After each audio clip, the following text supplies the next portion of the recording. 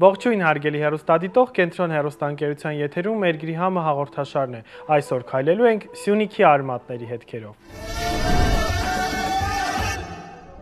Հարգելի հեռուստադիտող, այսօրվա իմ հյուրը բժիշկ սննդաբան Վարդանուշ Պետրոսյանն է։ Ողջույն տիկին Վարդանուշ։ Բարև ձեզ, բարև։ Ինչպե՞ս եք։ Շատ լավ պես եմ։ Մենք այսօր անդրադառնալու ենք ձեր արմատներին եւ քայլելու ենք ձեր արմատների հետքերով։ Ուր են տանում ձեր արմատները։ Սյունիք։ Փառահեղ մարզերից մեկը։ Սյունիքի մարզ, կոնկրետ որ քաղաքից եք դուք։ Կամ քաղաքից, գյուղից։ Հայրս եւ հայրական ամբողջ իր կողմը Քաջարանից է։ Մայրական կողմը Սյունիքի Կեմանց գյուղից է, որը պատերազմից առաջ ամբողջությամբ տեղահան են արել եւ բերել են Երևանում մեծացնելու համար։ Ցավոք չկա այդ գյուղը, ինքը ծավի կողքն է, այո։ Այդ գյուղը հիմա այսինքն տեղայինով չկա։ Ինքը ամբողջությամբ տները պահպանված են եւ բերել են բոլորին Երևան, մինչեւ պատերազմը, մինչեւ առաջին համաշխարհային պատերազմի մասին է խոսքը։ Հետաքրքիր։ Տները կա, մարդիկ գնացել են, իրաց տներին նայել են, հուզվել են, հետ են եկել, բայց մնացել են, բնակվել են ու ժառանգները բնակվում են արդեն Երևանում։ Բարի, տիկին Վարդանուշ, մենք այսօր որոշել ենք ոչ թե տեղային ուտեստ կոնկրետ պատրաստել, այլ վերցրել ենք մի թիրախային սննդամթերք, որը օգտագործելու ենք ժամանակակից աղցանի մեջ, որը նաև առողջ է եւ ուղեկցում է ձեր մասնագիտությանը։ Հետևաբար մենք այսօր պատրաստելու ենք, ճիշտ է ասել, հորած պանրով աղցան, թե թարխունով աղցան։ Դուք ո՞նց եք վերաբերվում այս աղցանին։ Ես ռեստորանից եմ վերցրել իր գաղափարի իհարկե եւ իմ սեղանին որպես հյուրընկալ միշտ շատ սիրվում է, հատկապես տղամարդկանց կողմից։ Դրա համար ես իրեն ասել եմ տղամարդկանց աղցան։ Լավն էր։ Ինքը լրիվ ուրիշ աղցան է եւ էլ եմ ասում ծագումը ուրիշ տեղից է, հորած պանիր ունի, այո դուք ճիշտ եք, իմ տատն էր այսպես հորում պանիրը եւ ինքը ասեն ժամանակակից բան։ Մի շատ հետաքրքիր որ տղամարդիկ հիմնականում sense կտրտած խառը կանացի ճակերտավոր թիթիզ բաներ չեն սիրում, բայց իրանք այս աղցանը մեծ հաճույքով ուտում են, դրա համար իր անունը դրել ենք տղամարդկանց աղցան։ Շատ լավն է, հետաքրքիր է նաև, որ սա գինու հետ համադրվող երևի թե լավ տարբերակ է, ինձ թվում է։ Դուք գինի չեք խմում։ Ես ընդհանրապես ալկոհոլին դեմ եք։ Լավ, ես որպես վերաբերվեցի տղամարդու աղցանի եւ ուզեցի հասկանալ ինչի հետ կարելի է ու կարծում եմ սպիտակ գինի հետ կարելի է։ Ասում հակասում եք դուք իմ մասնագիտությանը։ Լավ, ինչևից է, բաղադրիչները ներկայացնենք, մնացածը կորոշենք, թե ինչու եք ալկոհոլին դեմ։ Ուրեմն մենք ունենք խաղող, հորած պանիր արդեն ուրցը հետն է հորած, կա նաև տարբերակ, որ կարելի է հորած պանիրի հետ չանել այն ինչ որ չորը լցրած է մեջը, հա, կարելի է ամբողջական առանձին ավելացնել ուրցը։ Ես մի քիչ ավելացնում եմ ուրցը, որովհետև այդ իմ Սյունյաց լեռներում բարձր լեռնային գոտու ուրցը շատ հետաքրքիր արոմատ ունի, շատ։ Իդեպ ձեր ասած ֆիրման եմ գնել։ Այո։ Այստեղ ունենք նաև թարխուն, ընկույզը չկա բաղադրատոմսի մեջ, բայց ես չգիտեմ ինչի մտքով անցել էր, որ ես ընկույզ պետք է բերեմ, վերջում ինչ որ ձև կզարդարենք, լավ։ Ունենք այստեղ նաև ձիթայուղ, պարտադիր կարծում եմ ձիթայուղ է այստեղ արկայությունը, քանի որ նախ օգտակար է եւ դրա օգտակարության մասին իհարկե դուք որպես մասնագետ մեզ կբացատրեք եւ կխոսեք։ Եվ սոխ։ Եվ սոխը շատ տարօրինակ բաղադրիչ է, որ բոլորը մտածում են, որ սոխով հնարավոր չի ուտել, բայց ինքը այս աղցանի մեջ շատ այսպես նյուանսային բալանս է բերում, հա։ Բարի, ես առաջարկում եմ ընդհատել, տեղերով փոխվել, հետո շարունակել մեր խոսակցությունը։ Շատ բարի։ Հարգելի հեռուստադիտող, մենք վերադարձանք եւ պատրաստ ենք անցնելու մեր աղցանի պատրաստմանը։ Իհարկե մենք կպատրաստենք, բայց այդ ընթացքում նաև ես կզրուցեմ իմ հյուրի հետ։ Տիկին Վարդանուշ, մի այսպեսի հետաքրքիր հարց է միշտ իմ հյուրերին առաջինը հղում, հա, որն է ձեր մանկության համը։ Իհարկե ընթացքում նաև աշխատենք։ Ինչ հետաքրքիր է, բայց դուք ինչ եք անել, ես ինչ եմ անել։ Դուք սոխը կտրատում եք, ես Լավ, ես սոխը կտրտեմ ու ասեմ, որ այստեղ սոխը պետք է լինի կիսալուսնաձևի կեսով եւ մանր,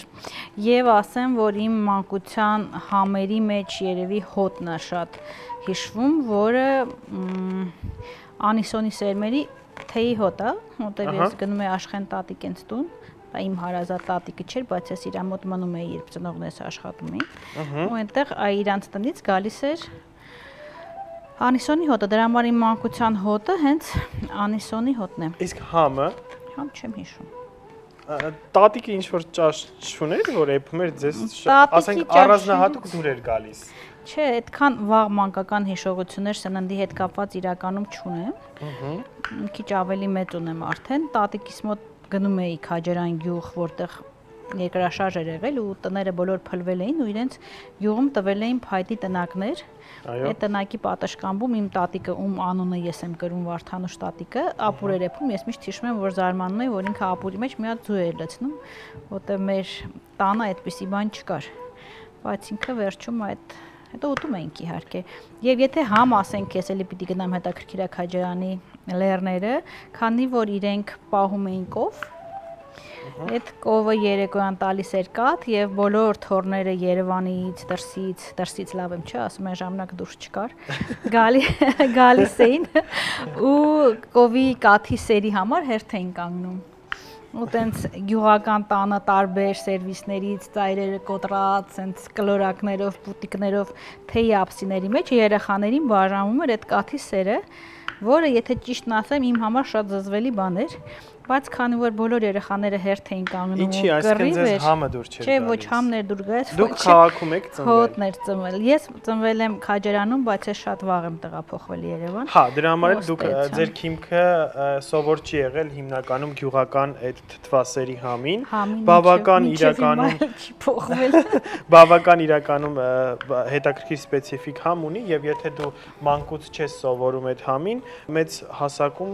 մի փոքր դժվար է ընդունել այդ համը։ Ես գյուղում եմ մեծացել, իմ համար, հա, ես գյուղում եմ ծնվել, երբ որ ուսանող դարձա նոր եմ եկել այստեղ քաղաք, հա, մերվել քաղաքի պայմաններին, այնպես որ իմ համար սովորական համ ունի եւ ես ինձ համար տհաճ չի ամեն դեպքում։ Դավրա լցնում են շաքարավազ, չգիտեմ դուք ունեցել եք այդ փորձառությունը։ Չէ, մենք շաքարավազով չէ, ուղղակի կաթի սերի վրա լցնում են։ Տաք հացով թխված, ասենք լավաշ կամ բոքոն հացը, հա։ Լավաշն են թխում բոլորով, բոլոր տատիկներով, բայց այդ կաթի սերը ես չնայած չէի սիրում, բայց քանի որ բոլոր երեխաները շատ էին սիրում, ես էլ տենց ինադու գնում էի ուտում էի, բայց զզվում էի կաթի սերից։ Ինադու։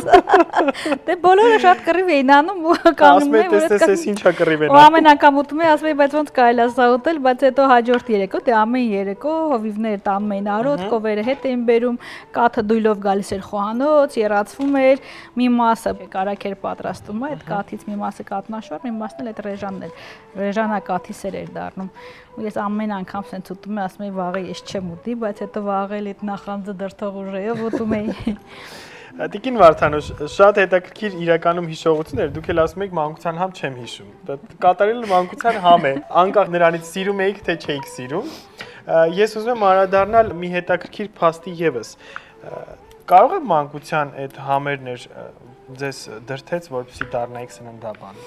Իրականում լավ հարց եք տալիս, որովհետև ես ի սկզբանե ավելի սննդաբան էի ու դա է որոշել իմ մասնագիտությունը, ոչ թե ես եմ դարձել սննդաբան ու հետո այսպիսին եմ դարձել, ոնց որ կամ էլի ավելի հետաքրքրված։ Իմ ընտանիքում միշտ եղել է ուտելիքի նկատմամբ հատուկ ուշադրություն։ Իսկ ինչից էր դա գալիս։ Տանը բժիշկներ եւս կային։ Տանը բժիշկներ չկային, բայց ասենք հայրիկս սիրում էր ուտել միայն թարմ բան, ասենք ճաշ։ Մի ճաշը չէր երբեք տաքացվում, հետո մերոնք սիրում էին շատ համով ու բազմազան ուտել, ով ուր գնում էր շարտասաման կամ այս դուրս ասած կամ ինչ որ հյուր ու գալիս էր ինչ որ մի հատ հետաքրքիր ուտեստով, իմ մայրիկը անպայման դա սարքում էր, հետո իմ տատիկ պապիկներից սկսած միշտ մեր տանը շատ մարդ է եղել եւ այդ շատ մարդիկ միշտ շատ բազմազան են սնվել, այսինքն սննդի մշակույթը եղել է վառ ձևավորված, համերը վառ, չնայած ես ոնց որ մանկությունից չեմ հիշում, բայց հետոից համեր հիշում եմ։ Իսկ դուք նախաճաշ տանը ընտանիքով անում եք, թե ոչ։ Ճիշտը որ ասեմ չեմ հիշում, բայց հաստատ արած կրնեինք ուտել։ Հիմա որպես սննդաբան հարց, արդյոք նախաճաշը պետք է անել, թե ոչ։ Կապ եմ հաստատում, փորձում եմ գտնել, հա, ձեր մանկության եւ այժմյան մասնագիտության միջեւ, հա։ Արդյոք ես դպրոցական ճաշերն եմ հիշում, դե շատ շուտ էր իմ մանկությունը։ Շատ եմ ապրել դրանից հետո մանկության ժամանակ մեզ տալիս էին 3 կոպեկանոց հացեր եւ կաթ։ Արտադիր բոլորին անվճար։ Չէ, դա նախաճաշ չէր, դա դպրոցի մեծ դասամիջոցի ճաշ էր։ որ այդ կարող էր վերցնել, բայց դա պարտադիր էր։ Իսկ նախաճաշը անպայման եղել է, որտեվ չդժվար է այդ ընտանիքում ինչ թողնեին առանց ճաշի դուրս։ Մենք նույնիսկ որ ընտանիքով գնացել ենք, հայրական էլի ընտանիքով հարսանիք, ծնունդ եւ այլն, բոլորը նստում էին հաց էին ուտում, որ էին գնում հարսանիք։ Կամ հարսանիքից գալիս էին ասում էին, բայց մի հատ չնստենք հաց ուտենք։ Ինձ թվում է այդ վերջի տարբերակը բոլորի ընտանիքներում ընդունված է, հարսանիքից հետո գնալ մի լավ հաց ուտել։ Ինչ է հայկական հետաքրքիր մենթալիտետ է։ Իսկ նախաճաշը այո կարևոր է, հատկապես երեխաների համար, որտեղ այն երեխաները, ովքեր առողջ նախաճաշում են, գիտահեն ու ապացուցահեն է, ավելի լավ են սովորում եւ երեխայի վարքագիծը փոխելու համար, որպեսզի նա լինի ուշադիր, կենտրոնացած, հա, ուրիշ ոչ մի բան այնքան կարևոր չի, ինչքան ուտելիքը։ Ես որ հիմա գնում եմ մասնավոր մանկապարտեզներ կամ դպրոցներ փոխելու, ու պետականների հետ ենք աշխատում իհարկե, բայց հիմնականում մասնավորները իրենք արդեն հասկանում են ու գիտեն, ասում են, իսկ կարելի է այնպեսի ուտելիք տակ, որ երեխան ավելի իրան լավ պահի դպրոցում։ Ու մենք Պարենի համաշխարհային ծրագրում շատ հետաքրքիր վարքագծային փոփոխությունների արշավի օրինակ արեցինք, երբ երեխաներին նախաճաշ էինք դրթում համոզում որ ուտեն։ Իսկ ինչ կոնկրետ սնունդ։ Գիտեք, այս դեպքում մեր համար կապ չուներ ինչեր ուտում, որտեվ համարյա 30% երեխաների չէին նախաճաշում եւ որպեսզի հա սոցիալական խնդիր չլինի, որ ես սա եմ ուտում կամ սա չեմ կարող ուտել, ով ինչ ուներ, ասում էինք ուտեն, որոշ դպրոցներում ծնողները շատ պարտաճանաչ էին եւ ուսուցիչները առավելևս երեխաները գրում բերում էին թե իրանք ինչ են կերել փակ ծրարների մեջ ու նկարում էին։ Հետո ծրարները մեր մոտ էին, դա կարող է լինել երեկվա կոտլետ, կարող է լինել տապակած կարտոֆիլ, հաց ու պանիր, շատ տարբեր։ Բայց ինչ էին հատկապես Աղվերանի ուսուցիչներն էին, եթե ես չեմ սխալվում հիշում, Կոտայքի մարզում են կարել այդ պիլոտը, որ այն երեխաները, ովքեր նախաճաշում են, այդ ուսուցիչները գալիս էին ասում են, այ Վարդանուշ, մենք մտածում ենք անդաստիրակ չար երեխեք են, բայց պարզվում է այս երեխեք ուղղակի սոված են։ Շատ հետաքրքիր նկատառում, որ հենց վերադառնում ենք այն փաստին, որ լավ առողջ նախաճաշը կամ հենց թեկուզ նախաճաշը երեխաների առաջադիմության ու վարքագծի վրա էական նշանակություն ունի։ Շատ հետաքրքիր է, իդեպ հարգելի հեռուստադիտող, այս պահը լավ ֆիքսեք, որովհետև բժշկասննդաբան Տիկին Վարդանուշը շատ կարևոր խորհուրդ է տալիս իրականում, որտեղ ես գիտեմ, որ բոլոր տներում ամեն առավոտյան մենամարտեր են ուտել նախաճաշ չուտել երեխաները դժվարությամբ տալիս, որ չեն տալիս եւ դրա համար կան մի քանի ծնողների եւ երեխաների կողմից պատճառ, որ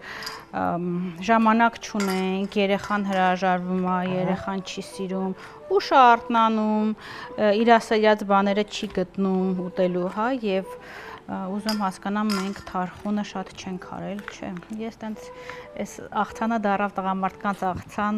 վահի իմպրովիզացիայով ոտը բնկույզը չկար, բայց ավելացավ։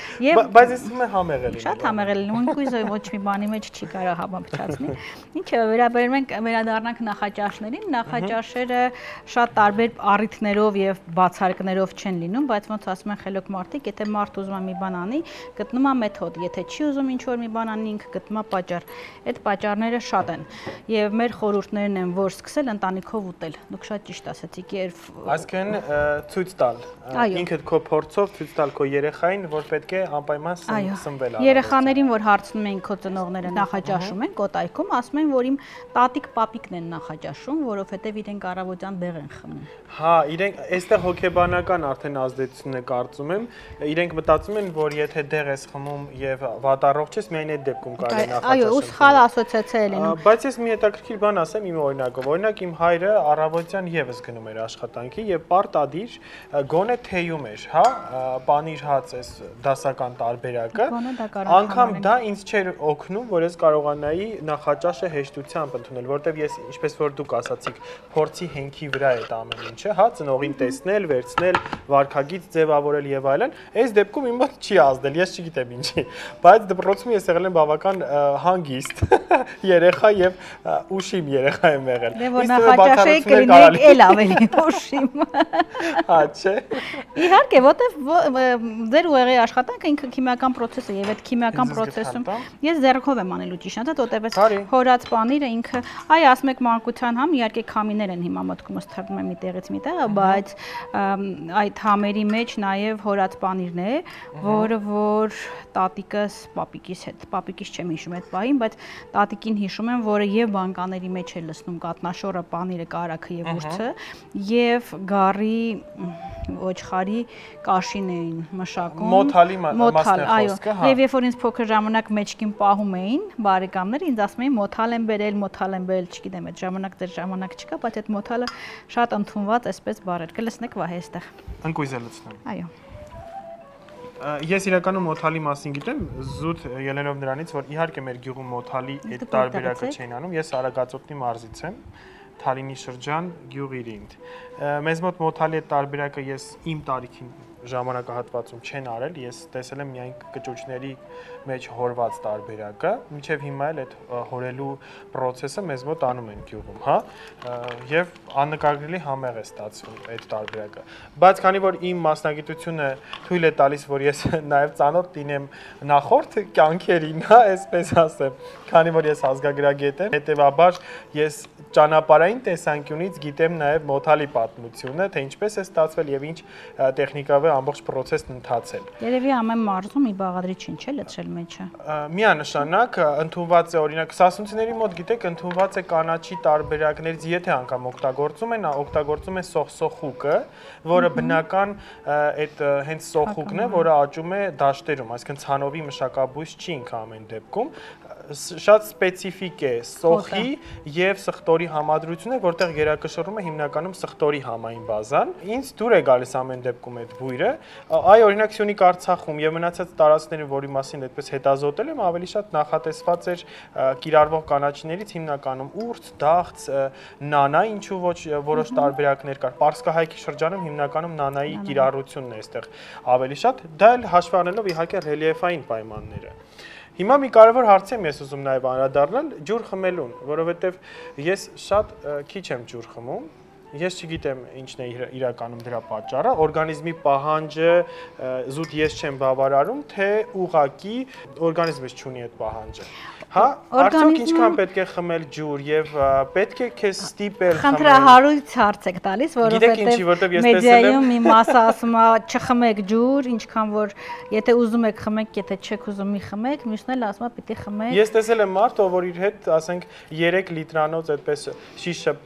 բանը պտտում է ամբողջ օրը, որտեղ ասում ես պարտադիր այդ 3 լիտրը պետք է խմեմ։ Ու չցանկության արդյունքում։ 3-ը շատ է, 1-1.5 լիտր բավարար է, որովհետև մնացած հեղուկի քանակը մենք այս ամեն ինչի մեջ ստանում ենք։ Այդ նույն միսը, որ մենք ասում ենք սպիտակուց է, մսի սպիտակուցը ընդամենը ասենք 100 գրամ 20 էլի մնացածի հիմնական մասը ջուրն է եւ որ խոսքը տավարի մսի մասն է։ Հա, միսը էփում ենք ինքը փոքրանում է, ինչի հաշվում, որտեվ ջուրը դուրս է գալիս։ Այդ դեռ միսը մնացածի մեջ ջրի պարունակությունը շատ ավելի շատ է։ Որոշ բաներ, ասենք ձմերուկը կարելի է ասել տեղում եք ջուր է, բայց մոտեցումը, որ հեղուկը պետք է ու պիտի խմեք, այո, մոտ մի լիտր մաքուր ջուր, այսինքն կամ թեյ կամ սուրճ, բայց ավելի լավ է ջուր, որտեվ նրանք միզամուղ էֆեկտ ունեն, այդ հեղուկները հանում են դուրս, իսկ ջուրը չէ։ Երբ որ դուք ջուր չեք խմում, ջուրը ինքնին դուրս է գալիս ձեր օրգանիզմից եւ ոչ միայն միզելով, որտեվ եթե չեք խմում, մեզի քանակը քչանում է, բայց քրտնելու հետ, մաշկով դուրս է գալիս ինքը, արտաշնչած օդի մեջ ջրի գոլորշի ներկա ու դուք կորցնում եք այդ ջուրը։ Ջուրը մեր օրգանիզմի 70% է եւ մենք ինչքան ջուր շատ ունենք, այնքան երիտասարդ ենք մնում, որտեվ ամեն ինչի հիմքն է կյանքա ջուրը ըստ էության եւ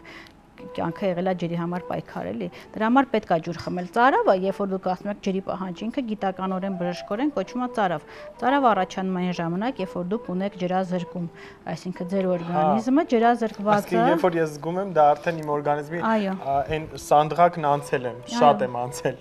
Եվ ես պացիենտներ ունեմ, ում գլխացավերն են անցնում ջրերը խմելուց, ում սկսում են լավ զգալ եւ այլն։ Այսինքն ջուր պիտի խմեք։ Ջուրը ցանկալի է ուտելուց կես ժամ առաջ, մի ժամ հետո,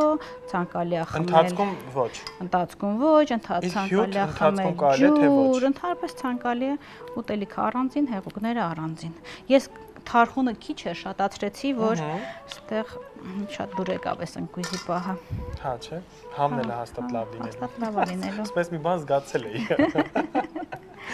Կարելի է այսպես ինքը շատ իսկապես։ Տիկին Վարդանուշ, մի հարց եւս, քանի որ մենք որոշակի ժամանակ եւս ունենք, ես ուզում եմ այսպեսի մի հարց ձեզ։ Արդյոք կա սննդամթերք, որոնք չի կարելի իրար հետ օրինակ համակցել, որի արդյունքում ինչ որ ռեակցիաներ մեր օրգանիզմում չի ընթանում կամ կանխվում է, մարսողությունն է սկսում վատ լինել։ Կա այդպիսի ինչ որ բաներ։ Ես օրինակ այդպես պապական մեթոդներով,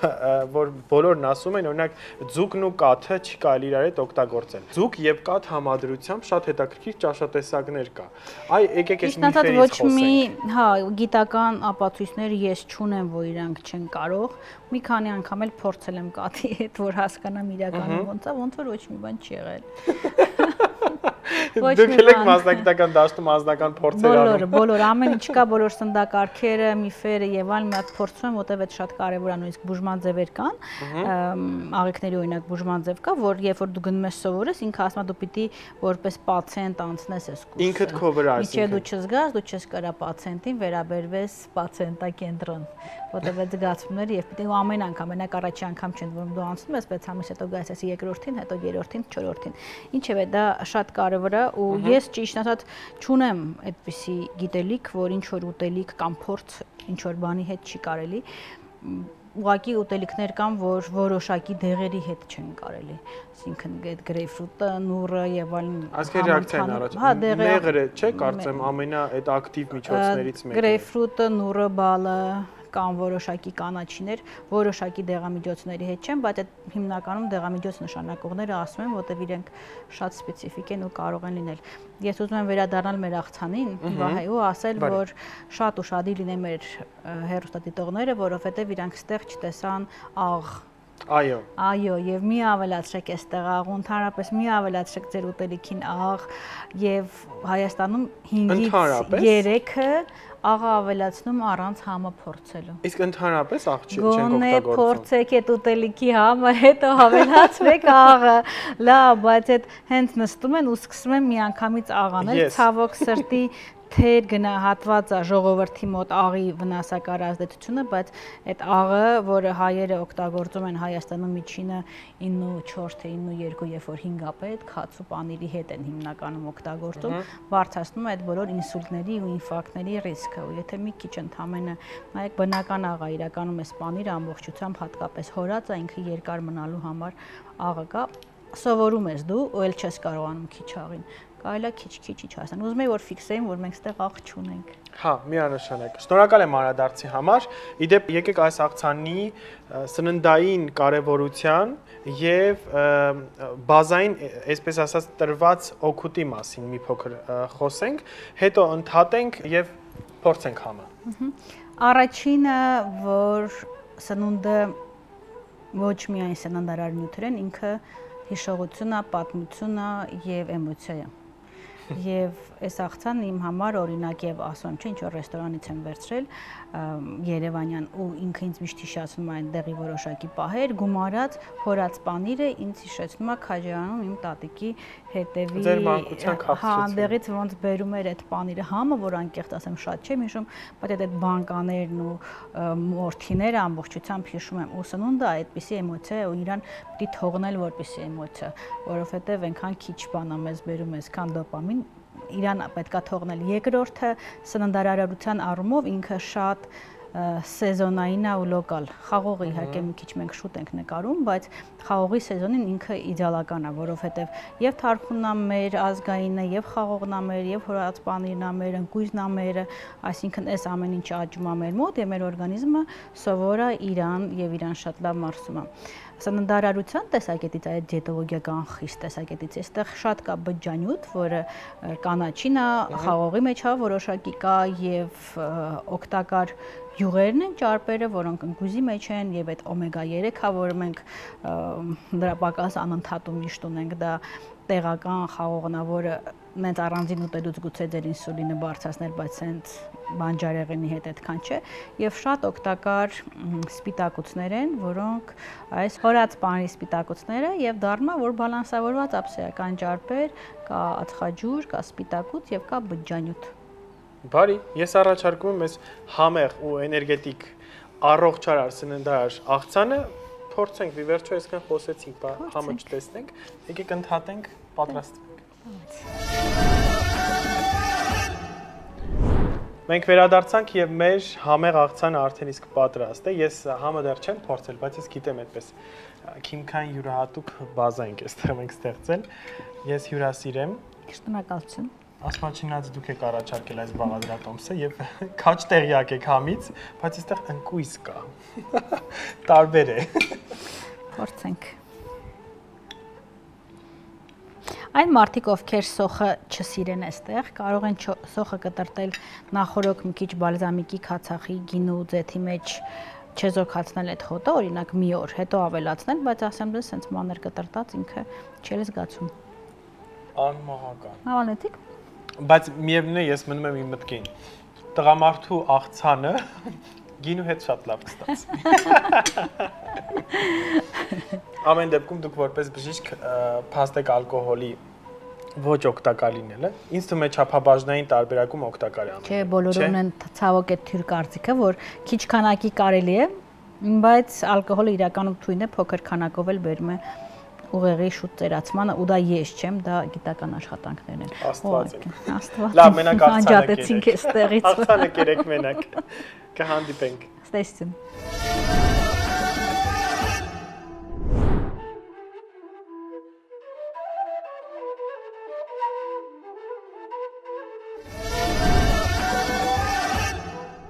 Ազգային խոհանոցը իր յուրահատկությամբ եւ առողջարարությամբ գրեթե առաջին տեղում է գտնվում։ Այսօրվա մեր սննդաբանի հետ քննարկեցինք շատ թեմաներ։ Տիկին Վարդանուշը մեզ բացահայտումներ արեց ազգային խոհանոցի եւ սննդամթերքի կիրառման հետ կապված։